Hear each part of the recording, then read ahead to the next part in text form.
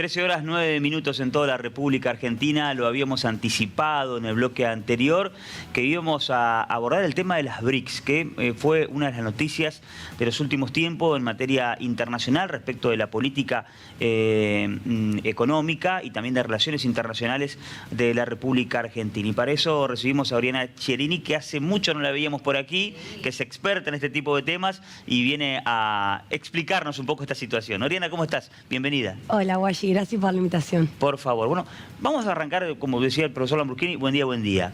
¿Qué son las BRICS? ¿O qué significa BRICS? Bueno, BRICS se utiliza para denominar a una serie de países que son Brasil, Rusia, India, China y Sudáfrica, que es un foro de países, hay que entender esto, es un foro, o sea, una instancia de cooperación multilateral entre estos países desde el 2009 y que busca justamente aunar las voces de países en desarrollo o del famoso sur global. Entonces hay que entender que es un foro que sirve justamente para discutir temas económicos, comerciales y políticos entre los países en desarrollo, y que hemos tenido la gran noticia de que Argentina, junto con otros países, ha sido invitada a formar parte oficialmente a partir de enero del 2024. Bien. Las voces críticas de esta inclusión en la Argentina en BRICS dicen, bueno, de que entra el dinero de Irán. Bueno, hay una mirada también ideológica. Sí. Que tenés que explicarnos respecto de eso. Bueno, respecto a eso, varios puntos. En primer lugar, nosotros comerciamos con todos estos países que también se van a incorporar a los BRICS. O sea, con Egipto, Etiopía, Irán, Emiratos Árabes, entre otros. Nosotros tenemos comercio internacional, o sea, eso en primer lugar. En segundo lugar, estos países también forman parte de otros organismos internacionales, por ejemplo, de la Organización de las Naciones Unidas, en los cuales Argentina forma parte y es uno de los líderes en un montón de iniciativas. Pero también aclarar que, por ejemplo, en otros foros, como el G20, por ejemplo, donde Argentina es parte junto con las principales economías del mundo, Argentina sienta posición. Y eso es importante aclarar. Cuando los países en el sistema internacional participan de ambientes de cooperación o de multilateralismo, puede ser foros como el G20 o los BRICS, o puede ser organismos internacionales como Naciones Unidas o Mercosur, los países sientan posiciones. Eso quiere decir que debaten.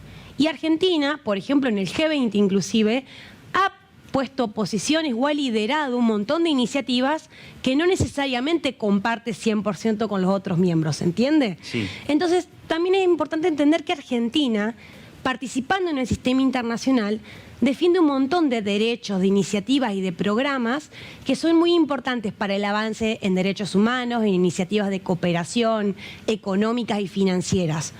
Por ejemplo, también el ingreso a los BRICS implicaría la posibilidad de ingresar al Banco de los BRICS, al nuevo Banco de Desarrollo. Que este banco, si uno ingresa a la página, invito a los oyentes a poder verlo justamente, tiene por objetivo invertir en lo que es, por ejemplo, muchos proyectos de infraestructura.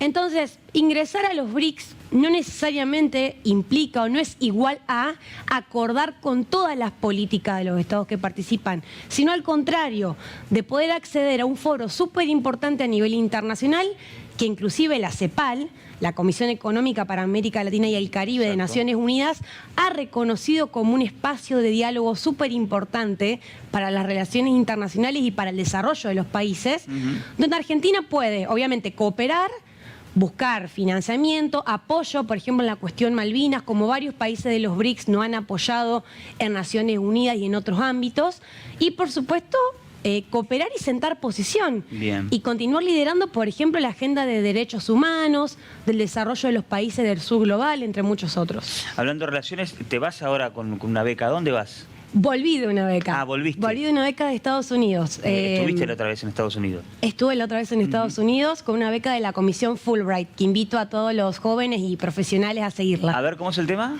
La beca Fulbright es una beca, la que yo fui era un seminario de jóvenes líderes, Sí. pero Fulbright tiene un montón de becas para estudiantes de secundario, de universidad, graduados y ya profesionales ejerciendo. ¿Está bueno para por allí algún interesado? ¿Se puede? Por supuesto, puede ingresar a la página de la Comisión Fulbright en Argentina y allí pueden encontrar toda la información respecto a becas para un montón de perfiles, especialmente también perfiles del interior, que es súper importante que puedan participar y cada vez tengan más lugar en estas oportunidades. Buena experiencia. Una gran experiencia, como también la beca FURP. ¿Y eso? Bueno, la beca de la Fundación Universitaria del Río de la Plata es una beca que también quería invitar hoy a la audiencia a que puedan conocer. Es una beca para líderes, o sea, gente joven o dentro del espectro joven, de hasta 30 años, profesional. Esto quiere decir que estén recibidos o por recibirse. Y es una beca que se rinde ahora el sábado acá en Entre Ríos. Es una beca a nivel federal, se rinde en todas las provincias. Pueden inscribirse hasta este viernes inclusive, ingresando a la página FURP Entre Ríos. Y lo que busca justamente es generar espacios de diálogo entre líderes de diferentes provincias, diferentes posiciones políticas y militancias. Y con esto quiero hacer una aclaración. La política entendida en sentido amplio, no únicamente partidaria. También hay gente que se dedica a ONGs o a instituciones de la sociedad civil que también les interesa mucho el futuro del país y están invitados a participar. La beca consta de quienes queden seleccionados van una semana a Buenos Aires, la primera semana de octubre, y van a tener diálogo con los principales referentes y referentas de la política argentina, del sector empresario y de la academia. Buenísimo. Y de ese grupo posteriormente se elige un grupo representativo que viajará a Estados Unidos el año que viene. Espectacular, hecha la invitación. Te hago la última, Oriana. Sí. Hablando de Estados Unidos y la relación con los mercados y demás, y la economía que siempre nos atraviesa. ¿Qué mirada hay en el mundo internacional respecto a lo que pasó en las PASOs? Con la figura de Milei sobre todo, ¿no? Bueno, realmente todos los análisis políticos y económicos analizando las PASO evidencian que hubo una sorpresa respecto al caudal de votos, ¿no? que alcanzó la figura de Javier Milei y su campaña, ¿no? Y su equipo de campaña. En este sentido hay que entender una cuestión. Lo que se observa en términos económicos de las elecciones es entender que Javier Milei lo que ofrece es un programa económico conocido o interpretado como de ultraderecha, inclusive proponiendo la dolarización. Y esto hay que entender analizando casos similares como por ejemplo Ecuador, Panamá, El Salvador. Si uno analiza informes por ejemplo de Fundar o del CEPA, que son centros especializados en estos estudios, donde no necesariamente la dolarización ha implicado, y al contrario, no ha mejorado la volatilidad económica de los países, ni los salarios reales, ni la previsibilidad de los mercados. Y respecto a esto también hay que entender que las otras figuras políticas, o sea, tanto Juntos por el Cambio como Unión por la Patria, tienen posturas y propuestas económicas y productivas que también, digamos, tienen mucha recepción o tienen apoyo. Por ejemplo, Sergio Massa, con todo el trabajo que se viene realizando con Scioli en Brasil, digamos, hay como un fuerte apoyo también de un sector productivo latinoamericano hacia ciertas figuras, con lo que te quiero decir, solo por un ejemplo, de que no necesariamente entender una propuesta como de ultraderecha económica implica que los mercados están súper receptivos a esa propuesta. Al contrario, a veces figuras polémicas y de ultraderecha, que es la primera vez, digamos, que se involucran en un rol ejecutivo, no generan necesariamente previsibilidad. ¿Cómo se va a dar la dolarización en caso de que se pueda dar? ¿Es factible?